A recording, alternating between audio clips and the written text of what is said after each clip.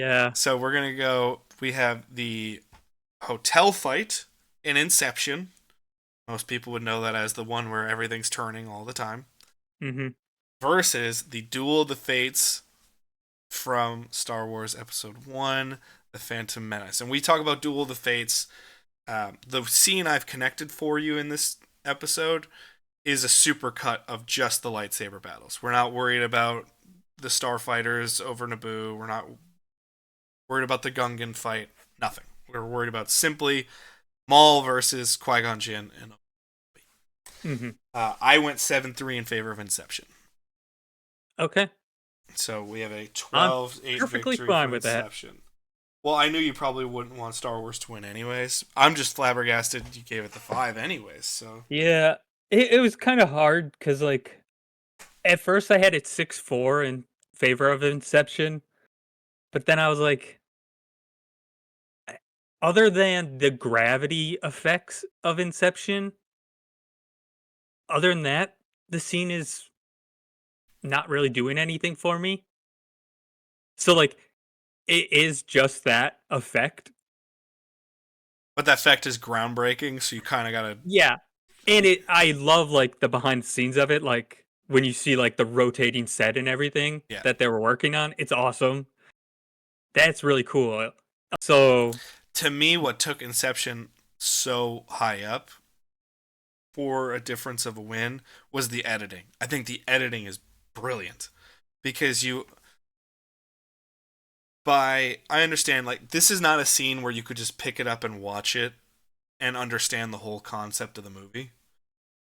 But there's enough there with the cutting between the van and the mhm, hotel to where you can understand, oh, and you see Joseph Gordon-Levitt in the first back seat of it. So you understand, oh, so he's in a different place, but he's also here, and what's happening here is affecting him there. And that's the beauty of it, where you can have that, oh, he's getting the van's being jostled because it's being chased. Okay, well, that's affecting the gravity of the hotel. And then when it's spinning, when it's falling off the ramp, that's the point where I just go, this is ingenious. This is the mhm. part that actually does it. Because if it was just the fight itself with the rotation of the hotel and gravity, I think, oh, that's really cool. But the editing to me is what takes it to new heights. Yeah. Phantom Menace, I think Duel of the Fates is peak Star Wars in terms of action choreography of Star Wars. I was gonna say it's probably my favorite lightsaber fight, but that's also not saying much, Uh, unfortunately. I would say my favorite lightsaber fight isn't even live action, so I get it. Oh, I see. I haven't seen much other than If the movies. if you're gonna watch anything, I highly recommend. You don't have to watch the whole thing. You can just watch. You don't have to watch all of Clone Wars or anything to get this. They did uh, for the third to last episode of Clone Wars, second to last episode. It's one of the last ones they did. It's on Mandalore, and they have Ahsoka fighting Darth Maul. But they actually did mocap with Ray Park, where they brought him in and did the choreography again. So that's legit Ray Park doing the choreography Hmm. again. And that lightsaber duel is incredible because you're seeing Maul at his like finest potential, where he's now gained some more discipline. He's now gained, but he still has all of his skill, and his will and the Force is so strong that even though he has fucking robot legs, you're like, God damn, okay, Maul, like fucking badass. Yeah. And Ahsoka's great in that. So, but to worry about Duel of the Fates here, greatest piece of Star Wars music ever? It's a possibility. Mm, It's see, a it's in the I pick a, discussion. yeah, I was gonna say I pick a couple of the pieces in the original trilogy over it, but in terms of the prequels, 100%. It Duel of the Fates is incredible. That opera, the choir. That's the thing. Just the tone alone by itself is really good. It's the choir that takes it to this whole new level Yeah. where where I really I mentioned this in the last episode with Interstellar. Like I love just going and looking at live concert stuff of like orchestras and chorus and stuff. Yeah.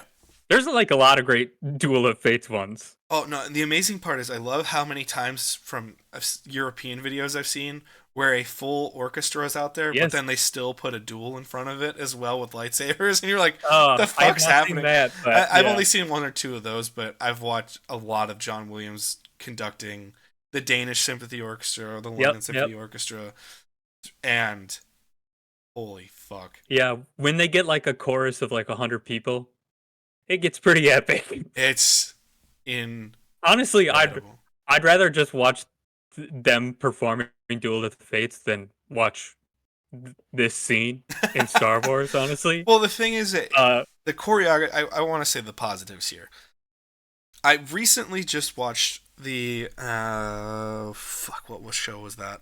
It was a big picture draft from The Ringer, and they were doing the 1999 movie draft, but they had 7 people drafting, and they talked about Phantom Menace and a lot of their experiences in Phantom Menace, because some of them were in college, some of them were in high school, some of them were right before high school, and they all shared a similar experience where you watch it after watching Star Wars, the original Star Wars trilogy, and you're like, man, damn, this ain't Star Wars. And then you can kind of convince yourself that it is because Duel of the Fates is so good to end that movie. That you're like, oh god, that was incredible. mhm. And you leave with a positive taste in your mouth, even though you really don't. That's how good Duel of the Yeah. Fates is, to where if Duel of the Fates is not in Phantom Menace, I don't even know if we get a sequel trilogy to Star Wars. Like, that's how good Yeah. the Duel of the Fates I sequence is. I the whole duel party part of it, like the 2-on-1 fighting Yeah. is great. I just wish there was a different device that separated Obi-Wan from Qui-Gon. Qui-Gon. Then just laser shields. Yeah, it just feels very contrite and very like forced in there. It feels Like, very video game. yes, that's very true. Cause like I wish they had just choreographed an entire fight where it's 2-on-1. And then it's just Maul being better than them. Well, it would have been really interesting to see, not even with the ray shields. You could do the whole thing and not have the meditation moment, and you can just see Qui-Gon, he's had to run the whole thing. He's been dueling with Maul by himself after Obi-Wan gets hit off of the platform, Hmm. and he's just trying to play catch up. And Yeah, you can that's play the enough tension reason. where Yeah. you can see Maul is better than Qui-Gon in a long-term fight because his shape, his conditioning, where you can believe Qui-Gon can take him as the equivalent of a master for so long, but he's tired and can't do it at the end. And you could have the exact same moment without any of the laser shields, and I think it's more impactful, like you said. Where you can Yeah. just see him running in desperation, be like, no, please, please, please, please. No.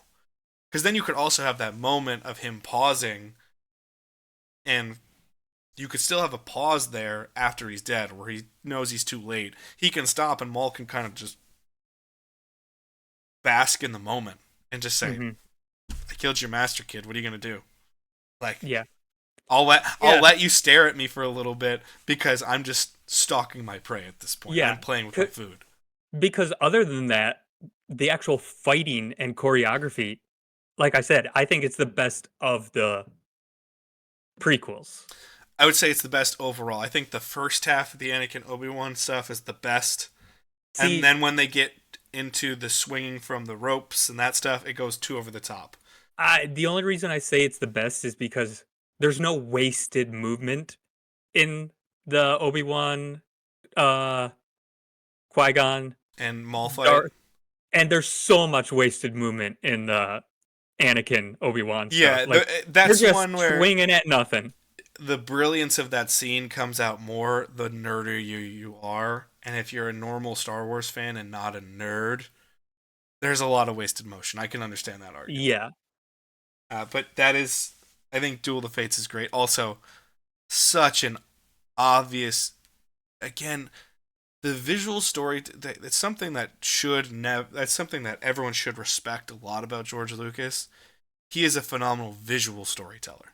He's not the greatest writer in the world by any stretch of imagination, but he's a fantastic visual storyteller. Where the second that door opens and you see Maul, you don't have to watch any of the movie. You can go, well, that's the bad guy. Yeah. You immediately know. He looks like a demon, let's be honest. I mean, he's designed to be that, but it's the visual storytelling of these two in light colors. And then, oh, he has a red sword, has two sides, and he looks like the devil incarnate. Yeah. Yeah. What more do you need to know? Star Wars is always very black and white. And that's a lot of fun visual storytelling. But Inception's going to take this battle 12-8. Sorry, Star Wars fans. Like usual, we're going to piss you off. And hey, coming 2 months from now, we will have the Attack of the Clones rewrite, which will be wildly different from that movie. If you are a Star Wars fan and you're interested, I shouldn't say we. I rewrote Phantom Menace, not word for word, but a different scene map to get us to a different place. Had Dylan react to it. We had a lot of discussion about it. So for Star Wars Day, we're going to rewrite Attack of the Clones and have a similar issue. That is that. And let us know in the comment section how you believe Duel of Fates is way better than Inception. I'd love to hear that. Or all of your winners.